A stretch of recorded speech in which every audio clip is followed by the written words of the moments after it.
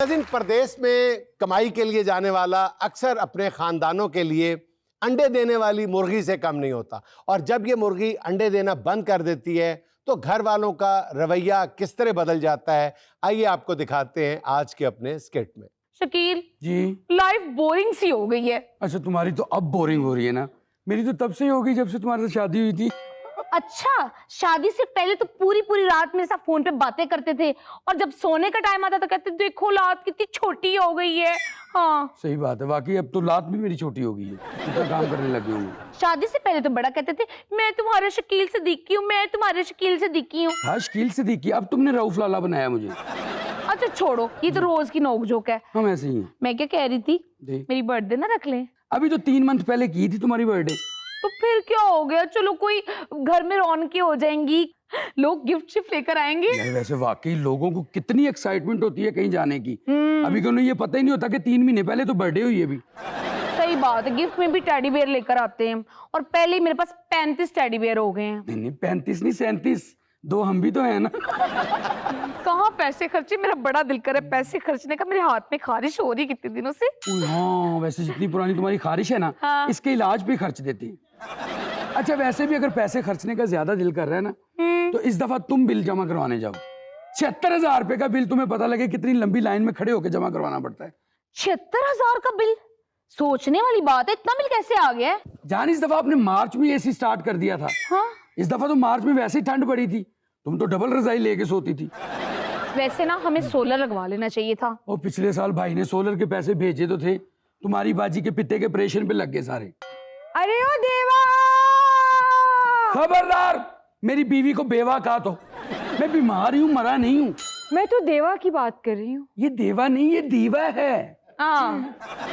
छोटी माँ, मैं तो पप्पू की बात कर रही हूँ। पप्पू के इंतजार में मैं देवदास देखती रहती हूँ, तो मेरी जबान पे देवा ही चढ़ गया है। रहन दे नी छोटी माँ, एडी वड्डी है तू मेरे तू। जब मैं नवी ब्याह के आई सी ना, पहली बार मेरे सिर तू लोटा तू वारिया सी।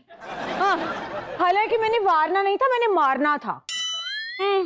छोटी माँ, पप्पू का फोन आया। पप्पू का फोन तुम्हें आता है, अब हमें कहाँ आता है? हमें तो सिर्फ पैसे ही आते हैं। हाँ, सदा जीता रहे पप्पू जो पैसे भेजता है। हाँ। यही तो मैं चाहती हूँ, फोन आपको और पैसे मुझे आए। हाँ? जो पिछले 6 साल से मुझे नहीं आए, दीवा जला जला के पागल हो गई हूँ। छोटी माँ, आज क्या पकाया आपने? आज गैस नहीं थी, तुम्हारे दीवे पे हंडिया बनेगी।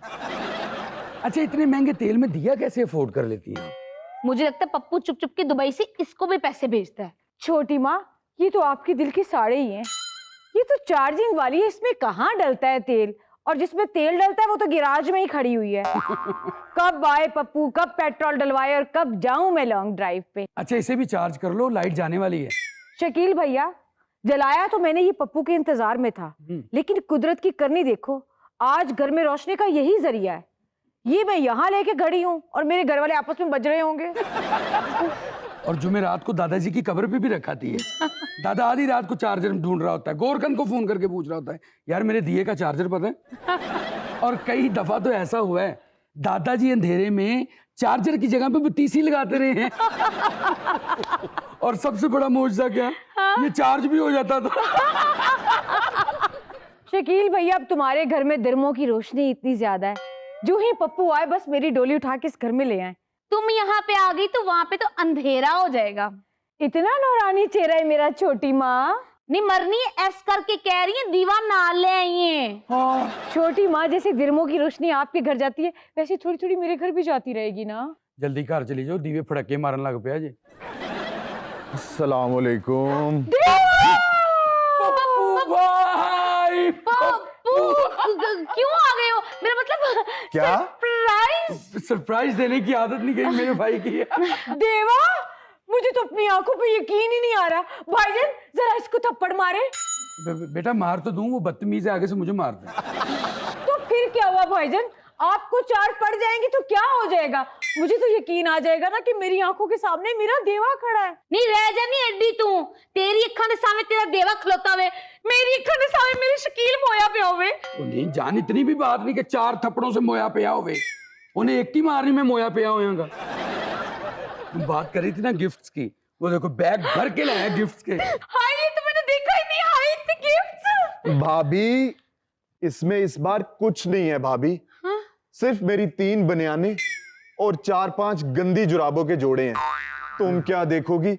इस बार तो इसे कस्टम वालों ने नहीं खोल के देखा। वाकई? हाँ भाभी, वो तो खोलने लगे थे, मुझे अंदर करने लगे थे कि इतनी स्मेल बैग से आ रही है, कुछ गलत तो नहीं लेके जा रहा। तभी तो मैं कहूँ देवा, तुम्हारे आने से 1 घंटा पहले मुझे एयरपोर्ट की जानिब से खुशबू के हुलारे क्यों आ रहे थे। अब पता चला मेरे देवा का बैग खुला था। सुना था इश्क आंखें बंद कर देता है, आज पता चला नाक भी बंद कर देता है।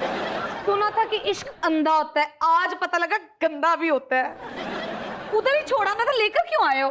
ओहो, आते साथ ही तुम सबको अपने गिफ्ट्स की पड़ गई है। मुझसे तो पूछ लो कि मैं किस कसम पुरसी की हालत में यहां तक आया हूं। मुझे बताओ देवा, क्या हुआ तुम्हें? मुझे बताओ, मैं सुनूंगी तुम्हारी दास्तान।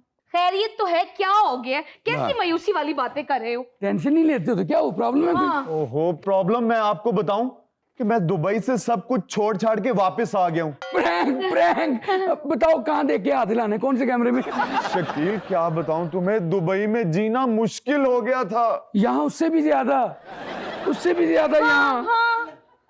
ओहो, 2 वक्त की रोटी खाना मुश्किल हो गई थी। हमारी 1 वक्त की भी मुश्किल हो गई है।